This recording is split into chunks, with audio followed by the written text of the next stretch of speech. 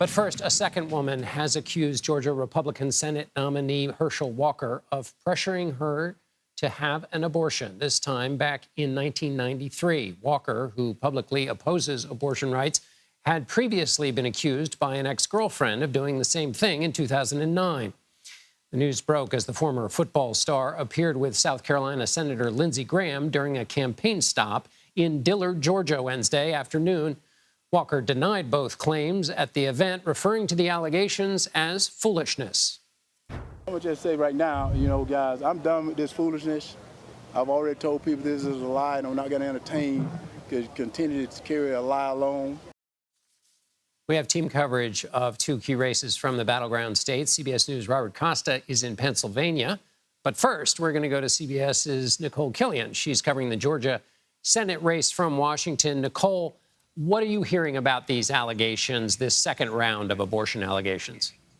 Well, they're quite public allegations in the sense that this woman came forward through her attorney, Gloria Allred, who's a high-profile attorney based in Los Angeles, and she did a press conference with Gloria Allred. Although they didn't identify this woman, they only called her Jane Doe, but this woman did have a chance to speak, and she said that she is coming forward not for any political reasons, but because she believes that Herschel Walker is a hypocrite given his stance on abortion, that he says that he's pro-life, but in her experience, she feels that she was pressured to have this abortion. She says that she was involved in a relationship with Herschel Walker for about 6 years, met him in the 80s. She lived in Dallas. She said that she tried to, when she learned that she was pregnant, she tried to have a conversation with Herschel Walker about it, that he suggested she get an abortion, and she tried to do it on her own, but ultimately, couldn't bring herself to do it. And in expressing that to Herschel Walker, she says he then took her to an abortion clinic the following day in the Dallas area,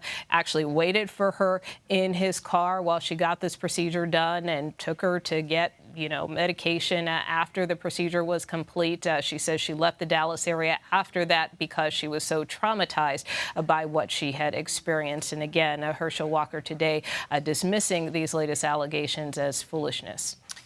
Nikole, you've been in Georgia reporting on how this is one of the key races that may determine which party controls the Senate, which forgives a lot of challenges for any candidate who's facing something like this.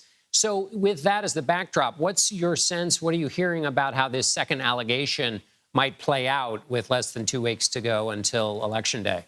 Well, it's worth noting that voters are already voting in Georgia in record numbers. Early voting started last week. It will continue through next week. So, many voters have already cast their vote. Obviously, many more will do so. But in terms of voters that one of our producers spoke to today at a Herschel Walker event, this particular voter told our producer Elizabeth Campbell that this doesn't really change her opinion in any way of the candidate, that, she believes that this is just Washington trying to spread these rumors, if you will. And in talking to voters in recent weeks about the earlier allegations about this woman who is the mother of his child, who alleged that Walker pressured her to have an abortion back in 2009, when we talked to voters about that, many of them also said, even if Walker wasn't telling the truth with that particular story, they're still not sure that it would change their vote. Now, keep in mind, these are deeply red, Republican voters who